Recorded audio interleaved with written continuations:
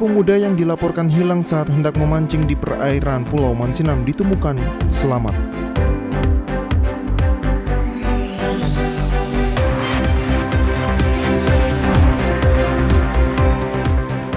Masyarakat asli suku Malamoy menerima 28 unit rumah layak huni.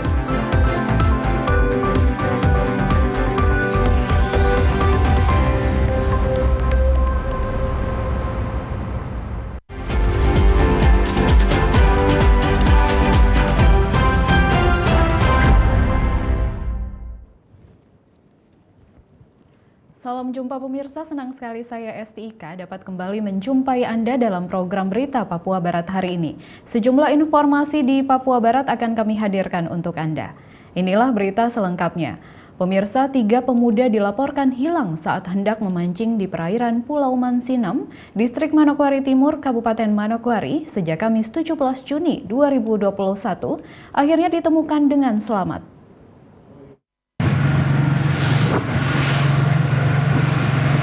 Ketiga pemuda tersebut adalah Juno Kapisa berusia 30 tahun, Faisal Kapisa, dan Aldo Kapisa 18 tahun. Mendapat laporan Basarnas Manokwari kemudian melakukan pencarian terhadap ketiga pemuda yang tercatat sebagai warga Biriosi. Kepala Basarnas Manokwari Monce Bruri dalam rilisnya mengatakan, ketiga korban dilaporkan hilang sejak Kamis 17 Juni 2021. Ketiganya pergi menggunakan perahu fiber putih dengan kekuatan mesin 15 PK person on board atau POB, tujuan memancing di perairan Pulau Mansinam. Tim rescue SAR gabungan bergerak menuju Pulau Mansinam dari dermaga Fasarkan dan menggunakan perahu RIP menuju ke lokasi.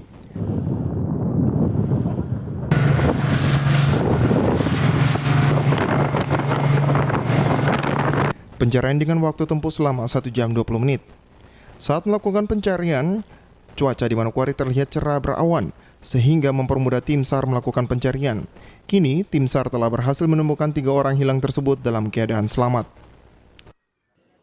Tim Liputan TVRI Papua Barat melaporkan.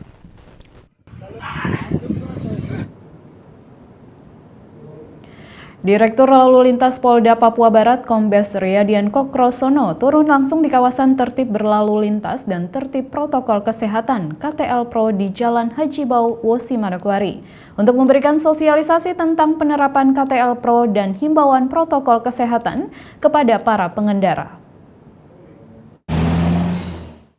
Setelah dilaksanakan launching alat tilang elektronik di kantor Samsat Manokwari pada Rabu 16 Juni kemarin, Dirlantas Polda Papua Barat Kombes Pol Riyadian Kokrosono turun langsung melaksanakan sosialisasi kepada pengendara, sekaligus membagikan masker gratis kepada pengendara roda 2 dan roda 4. Dengan terus mengingatkan kepada warga untuk memakai masker agar terhindar dari penularan COVID-19 yang dilaksanakan di lampu merah Haji Bau, Wosi. Kepala Direktorat Polda Papua Barat Kombes Pol Riyadian Kokrosono mengungkapkan serentak hari ini 10 Polres di jajaran Polda Papua Barat melakukan sosialisasi selama sebulan. Adapun sosialisasi ini kepada masyarakat untuk tertib berlalu lintas di jalan raya maupun sosialisasi tentang protokol kesehatan. Selain itu, jumlah personil gabungan yang diturunkan hari ini pun sebanyak 100 orang dari Polri maupun TNI, Jasara Harja maupun Satgas COVID-19. Paparan kemarin pada saat launching, Edri ini bisa membaca pelanggaran apa yang dominan yang melewati traffic light Haji Bau ini. Kemarin sesuai dengan pemaparan kemarin adalah yang pertama safety belt, yang kedua helm, yang ketiga kelengkapan kendaraan. Sehingga himbauan hari ini kita sasarkan ke arah tersebut. Sehingga masyarakat mudah-mudahan selama sebulan, 2 bulan, 3 bulan ke depan dan seterusnya mereka terbiasa untuk disiplin dan tertib. Itu yang kita inginkan. Jadi seperti yang kemarin saya sampaikan, masyarakat jangan takut sama kita yang ada di sini. Jadi kita ini untuk memberikan edukasi. Apalagi masyarakat juga tidak boleh takut pada saat penindakan. Jadi jangan takut kepada petugas. Ya, takut pada akibat yang terjadi ketika dia nggak disiplin, nggak pakai helm, nggak pakai masker, kena COVID, bisa bahaya. Kepala Dirlantas Polda Papua Barat menambahkan bahwa tilang elektronik yang dilaunching kemarin mempunyai kemampuan membaca setiap kendaraan yang melewati lampu merah Haji Bau, Wosi, terutama pelanggaran terkait penggunaan safety belt, helm, dan kelengkapan kendaraan lainnya. Oleh sebab itu, himbauan yang dilakukan hari ini terus mengingatkan masyarakat sadar akan pentingnya berlalu lintas. Ini kegiatan hari pertama, sosialisasi di kawasan tertib lalu lintas Haji Bau, Manokwari. Hari ini serentak seluruh jajaran dari Polres melaksanakan hal serupa di hari pertama.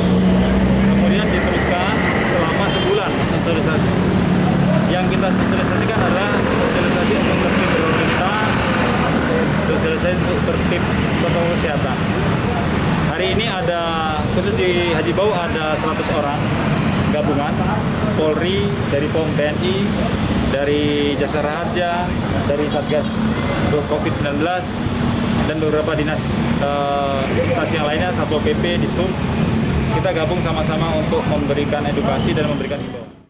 Dirlantas Polda Papua Barat pun berharap warga jangan takut dengan petugas, karena dengan kehadiran petugas sebagai bentuk untuk menyelamatkan diri Anda dari kecelakaan. Jimmy Tabisu, TVRI Papua Barat melaporkan. Kami ingatkan. Masyarakat asli suku Malamoy menerima bantuan rumah layak huni yang dibangun pemerintah Kota Sorong sebanyak 28 unit melalui anggaran APBD tahun 2021.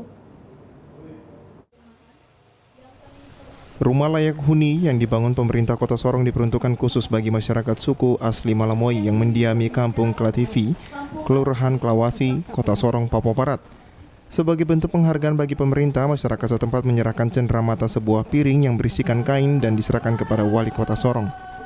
Pembangunan rumah layak huni tipe 45 ini secara resmi diresmikan oleh Wali Kota Sorong Lambert Jitmau bersama tokoh adat suku Malamoy pada Jumat tanggal 18 Juni 2021. Wali Kota Sorong Lambert Jitmau mengatakan pembangunan rumah layak huni bagi masyarakat asli suku Malamoy sudah direncanakan sejak tahun 2010. Namun pemerintah terkendala dengan lahan karena terdapat warga dari suku lain yang mendiami kawasan tersebut. Menurut Wali Kota, pemerintah wajib memperhatikan semua warga, tapi jangan lupa pribumi. Keberadaan suku asli Malamoy sudah mulai terpinggirkan. Oleh karena itu, suku Moi ini perlu diperhatikan kembali dengan baik. Pemerintah Kota Sorong berencana akan menambah 32 unit rumah layak huni bagi masyarakat suku Moi. Untuk tahun ini, pembangunan rumah tahap pertama dibangun sebanyak 28 unit melalui anggaran APBD tahun 2021. Masyarakat siapapun dia datang hidup di alam ini, di tanah ini, kita punya wajib hukumnya menghargai mereka. Yang kita injak-injak mereka. Kan begitu, saya pemerintah sudah menghargai mereka, apalagi masyarakat yang lain. Jadi pemerintah wajib memperhatikan semua warga, tapi jangan lupakan pribumi. Gitu. Mereka ini ada, mereka putana. Mereka, coba kita lihat, temunya ada di tempat lain lagi ya. Mai berat saja tidak ada, apalagi di luar tanah Papua nggak ada itu. Jadi kita hargai mereka, hormati mereka, bangun kebersamaan baik, hidup berdampingan terus ke depan. Jangan ada perbedaan. Mewakili masyarakat suku Malamoy, tokoh pemuda menyampaikan terima kasih kepada pemerintah Kota Sorong atas perhatiannya membangun perumahan bagi mereka yang selama ini menjadi impian. Terima kasih Bapak Wali Kota. Tapi kami yakin itu Roh Kudus, hikmat Tuhan yang diberikan kepada Bapak Wali Kota sehingga melihat kami suku Moi, terlebih khusus kami yang ada di wilayah Kampung Klativi. Dan akhirnya Bapak menjawab, saya akan bangun rumah untuk orang ini. Sekali lagi, Bapak kami menyampaikan banyak terima kasih. Diharapkan dengan dibangunnya rumah warga, masyarakat Malamoy bisa memanfaatkan dan menjaga fasilitas yang dibangun oleh pemerintah. Dari Sorong, Mikal Jasman, TVRI Papua Barat melaporkan. Setelah melewati proses pembangunan selama 6 tahun, Gubernur Papua Barat Domingus Mandacan akhirnya meresmikan gedung kantor klasis Gereja Kristen Injili di Tanah Papua, Klasis Kokas. Sebanyak 21 jemaat seklasis GKI Kokas serta tamu undangan memadati Kampung Kuagas di Distrik Kayuni, Fak-Fak, Papua Barat guna mengikuti peresmian gedung kantor klasis GKI Kokas dan peletakan batu pertama pembangunan rumah pastori klasis GKI Kokas yang dilakukan oleh Gubernur Papua Barat Dr. Andus Domingus Mandacan dan didampingi Bupati Fak-Fak Untung Tamsil dan Wakil Bupati Fak-Fak Yohana Dina Hindom. Peresmian gedung kantor klasis dan peletakan batu pertama diawali dengan ibadah syukur dan pentabisan yang dipimpin oleh anggota BPAM Wilayah 8 Pendeta Ishak Samuel Maran. Dengan diresmikannya gedung kantor klasis GKI Kokas yang berlangsung di distrik Kayuni, maka saat ini klasis GKI Kokas telah memiliki bangunan kantor yang representatif. Usai pengguntingan pita sebagai tanda diresmikannya gedung kantor klasis GKI Kokas, dilanjutkan dengan doa dan penumpangan tangan oleh beberapa pelayan firman dan hamba Tuhan yang dipimpin oleh Wakil Ketua Sinode AM GKI di Tanah Papua Pendeta Hizkia Rolo STH. Untuk diketahui, luas gedung kantor klasis GKI Kokas yakni panjang 26 meter, lebar 26 meter, dan tinggi 8 meter, sesuai data laporan panitia pembangunan. Dari Kabupaten Fak-Fak, Frans Tamaela, TVRI Papua Barat melaporkan. Prosesi pelantikan Bupati dan Wakil Bupati Teluk Bintuni, Petrus Kasihiu, Matret Kokop oleh Gubernur Papua Barat pada Jumat 18 Juni 2021 di Manokwari dilaksanakan secara terbatas dengan protokol COVID-19. Pelantikan kedua putra terbaik Teluk Bintuni di Gedung Auditorium PKK Provinsi Papua Barat tersebut harus dilaksanakan sesuai standar protokol kesehatan di masa pandemi COVID-19. Oleh karenanya, jumlah tamu undangan yang dapat menghadiri secara langsung di dalam ruangan terpaksa harus dibatasi sesuai prosedur. Meski begitu, prosesi pelantikan yang digelar secara prosedur COVID-19 dapat disaksikan oleh khalayak melalui virtual yang disiarkan secara langsung khusus di Kota Bintuni. Acara nonton bareng pelantikan Bupati dan Wakil Bupati dipusatkan di Gedung Serbaguna Bintuni dengan pengawasan ketat petugas baik dari Dinas Kesehatan maupun TNI Polri. Kapolres Teluk Bintuni AKBP Hans Irawan melalui Kabak Ops AKP Alexander Putra yang dikonfirmasi mengatakan, meski acara nonton bareng melibatkan banyak orang, namun dengan protokol kesehatan yang ketat. Tapi kita dari aparat kepolisian gabungan dengan tentara dengan BRIMOB, kita lakukan kegiatan pengamanan terkait kegiatan tersebut.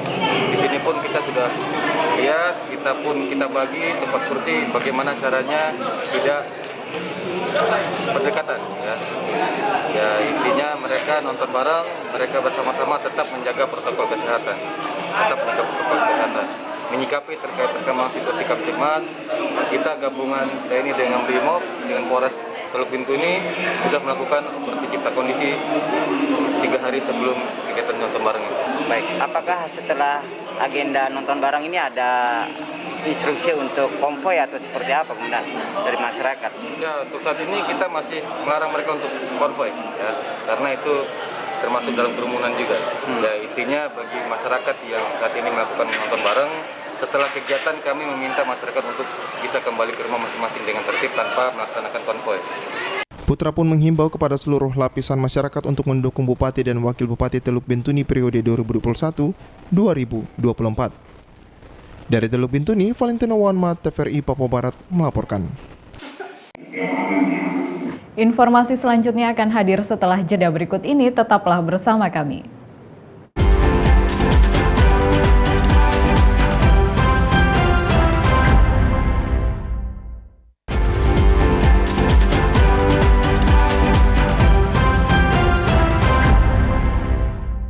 Terima kasih Anda masih bersama kami. Pemirsa, guna menjaga peredaran benih tetap aman dan terjaga sampai ke petani, Balai Pengawasan dan Sertifikasi Benih Tanaman Pangan dan Hortikultura Provinsi Papua Barat terus melakukan pengawasan terhadap penjual benih. Dalam budidaya tanaman, benih merupakan salah satu faktor utama yang menjadi penentu keberhasilan. Salah satu faktor masih rendahnya tingkat ketersediaan benih bermutu bersertifikasi adalah tingkat kesadaran masyarakat, dalam hal ini petani, untuk menggunakan benih yang berkualitas tinggi atau bersertifikasi masih sangat kurang. Oleh sebab itu, Balai Pengawasan dan Sertifikasi Benih Tanaman Pangan dan Hortikultura Provinsi Papua Barat terus melakukan pengawasan terhadap penjual benih yang beredar di setiap toko maupun kios yang menjual benih pertanian. Kepala Balai Pengawasan dan Sertifikasi Benih Tanaman Pangan dan Hortikultura Agustinus Warbaal mengatakan, seperti yang terjadi beberapa waktu lalu ada benih-benih yang tersebar, namun tidak dilaporkan kepada pihak balai, sehingga ketika ada hama yang menyerang tanaman milik petani, disitulah para petani baru mengetahui bahwa benih yang dibeli telah terkena hama. Kita mengawasi peredaran benih, seperti yang terjadi beberapa lalu itu ada benih-benih yang tersebar, namun tidak dilaporkan ke kami, dan ketika ada serangan hama, disitulah baru mereka tahu bahwa benih ini terbawa nematoda. Kemudian pengawasan ini juga kita lakukan terhadap toko-toko yang jual benih, yang termasuk kios, ya. Artinya kalau masa kadaluarsanya sudah mendekati ini, mereka harus lapor. Ya, lapor, kita uji. Setelah uji, hasil pengujian itu kita kembalikan kepada mereka untuk masih lanjut jual atau tidak. Benih ini tidak boleh diperjualbelikan. Selain melakukan pengawasan tingkat lapangan terkait sertifikasi, petugas Balai Pengawasan dan Sertifikasi Benih Tanaman Pangan dan Hortikultura juga melakukan pengawasan secara rutin dengan melakukan pengecekan di toko maupun kios. Namun selama ini pengecekan dilakukan terdapat benih yang sudah rusak. Pihaknya masih dalam tahap pembinaan, kecuali kata Agus Warbaal, jika benih tersebut sudah merugikan sampai ke tingkat petani, maka hal itu masuk dalam kasus dan langsung ditangani oleh penyidik yang berasal dari balai dengan bekerja sama juga dengan kepolisian.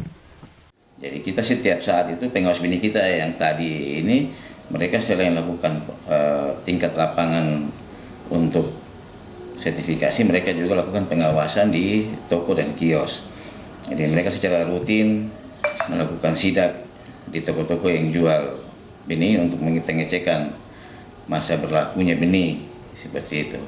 Dan bila terdapat seperti itu, maka kita masih dalam tahap pembinaan, ya.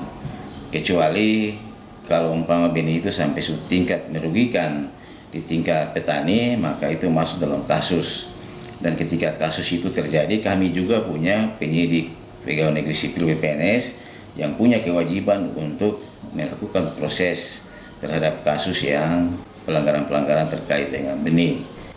Tidak sampai di situ, Balai Pengawasan dan Sertifikasi Benih Tanaman Pangan dan Hortikultura Provinsi Papua Barat beberapa kali juga melakukan kegiatan yang berkaitan dengan pengembangan benih yang menghadirkan pemilik usaha benih agar diberikan penyuluhan terkait dengan usaha mereka. Jimmy Tabisu, TVRI Papua Barat melaporkan.